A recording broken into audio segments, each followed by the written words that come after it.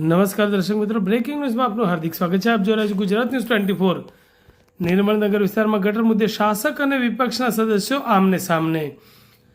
પાટણના નિર્મળનગર વિસ્તારમાં છેલ્લા ઘણા સમયથી રસ્તા અને ગટરના પાણીના ભરાવાની સમસ્યાને લઈને સ્થાનિક રહીશો પરેશાન થઈ ગયા છે.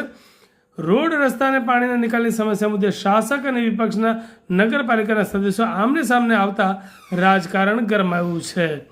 પાટણ શહેરના ચાણસ્મા હાઈવે રોડ પર રેલવે ફાટકથી નિર્મળનગર જવાના માર્ગ પર છેલ્લા ઘણા વર્ષોથી ભૂગર્ભ ગટરના દૂષિત અને ગંદા પાણી માર્ગો પર ફરી વળ્યા છે. અનેક રજૂઆતો છતાં પાલિકા તંત્ર દ્વારા કોઈ પણ જાતની કામગીરી ન કરાતા આજે આ વિસ્તારના રહીશો રસ્તા ઉપર ઉતરી આવ્યા હતા અને નગરપાલિકાની કામગીરી સામે સવાલો ઉઠાવ્યા હતા. તો પાટણના ધારાસભ્ય કિરીટ પટેલ આ વિસ્તારમાં દોડી આવ્યા હતા અને પરિસ્થિતિનો ચિતાર મેળવી વૈકલ્પિક વ્યવસ્થાના ભાગરૂપે વેટ મિક્સ મંગાવી કામગીરી હાથ ધરી હતી. ત્યારે આજે આ જ વોર્ડના ભાજપના નગરસેવક મનોજ ઠાકોર મોડે આ વિસ્તારમાં આવ્યા હતા. તેમણે જણાવ્યું હતું કે નિર્મળનગરના સ્થાનિકોની રજૂઆત અમારા ધ્યાને આવી હતી. તે પછી પરમ દિવસે જ એન્જિનિયર્સને બોલાવીને આ વિષય ઉકેલવા માટે રોડનું કામ નક્કી કરી દીધું હતું, પરંતુ ગત રોજ અતિ ભારે વરસાદને લઈને સમયસર કામ થઈ શક્યું નહોતું. આજે નગરપાલિકાનું ટ્રેક્ટર, રેતી, જીઆઈડીસીનું જેસીબી અને તમામ સામગ્રી આવી ગઈ છે અને સાથે જ અમારા પાટણના ધારાસભ્ય કિરીટ પટેલ પણ આવ્યા છે અને તેઓ પણ પોતાની રીતે રેતી લાવ્યા છે. તેમનો પણ આભાર છે, પરંતુ પાટણ નગરપાલિકાએ તમામ રેતી અને કર્મચારીઓને હાજર રાખીને કામ શરૂ કરાવ્યું છે.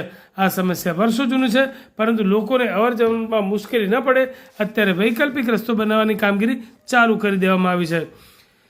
મનોજ ઠાકોરે આપેલા નિવેદન બાબતે પાટણ નગરપાલિકા વોર્ડ નંબર 5ના કોંગ્રેસના નગરસેવક અને વિપક્ષના નેતા દીપક પટેલે જણાવ્યું હતું કે નગરપાલિકાનું એક પણ સાધન કે જેસીબી સ્થળ પર હાજર નથી.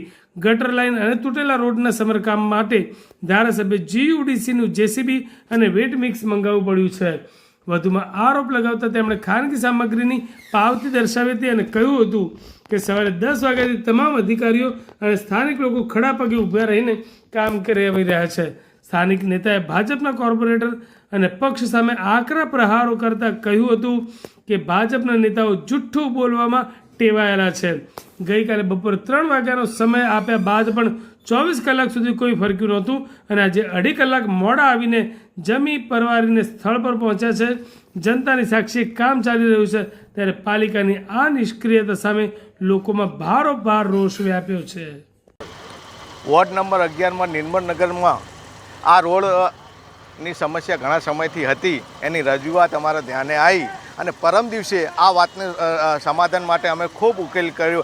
કાલે અમારે આવવાનું હતું, પણ અતિ ભારે વરસાદના લીધે અમે આવી શક્યા નથી. આજે નગરપાલિકાની ટીમ દ્વારા આખા નગરપાલિકાના કર્મચારીઓ, ટ્રેક્ટર, રેત અને જીસીબી સાથે અને અમે કોર્પોરેટર સહિત અહીં આવ્યા છીએ અને સાથે પાટણના ધારાસભ્ય પણ અહીં એમની ટીમ સાથે આવ્યા છે અને એ પણ સહયોગ આપે છે. એ કહે છે કે અમે રેત લાવ્યા છે, પણ નગરપાલિકાની ટીમ ઓલરેડી રેતને બધું લાવ્યા છે, પણ એ પણ લાવ્યા છે તો એમનો પણ અભિનંદન આપીએ છીએ. પણ એ રેત ના લાવ્યા હોત તો પણ સારું હતું, કારણ કે નગરપાલિકાની ટીમ આખી રેતને બધી સામગ્રી સાથે આવેલ હતી. મનોજભાઈ, જે રીતે ધારાસભ્ય લગભગ 3 કલાક રહ્યા છે, ત્યારબાદ આપ આવ્યા છો અને નગરપાલિકાનું એક પણ સાધન નથી અને તમે કહો છો કે નગરપાલિકાની રેત છે, સાધનો છો, તો કઈ રીતે કહો છો? નગરપાલિકા દ્વારા કનેક્ટેડ જીયુડીસીનો જેસીબી નગરપાલિકાએ જ મોકલેલો છે અને તેના કર્મચારી અને તેના એન્જિનિયર પણ અહીં હાજર છે.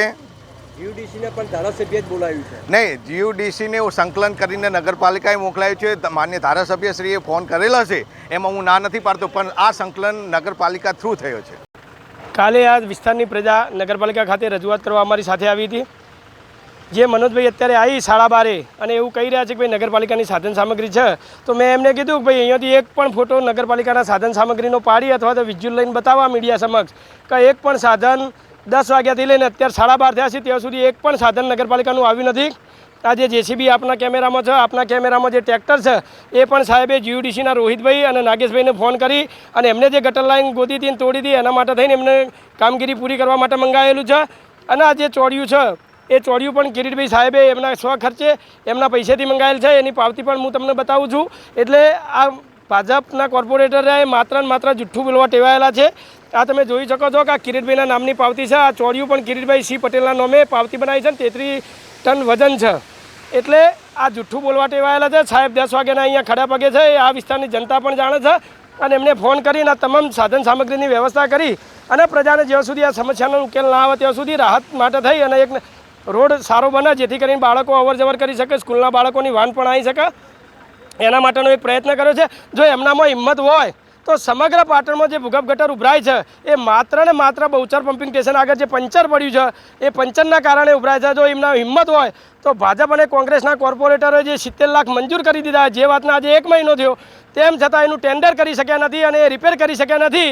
એ આ પાટણની જનતાને જણાવે, જેને કારણે આ વિસ્તાર નહીં પણ સમગ્ર પાટણની જનતા ભૂગર્ભ ગટરની સમસ્યામાંથી મુક્ત થાય.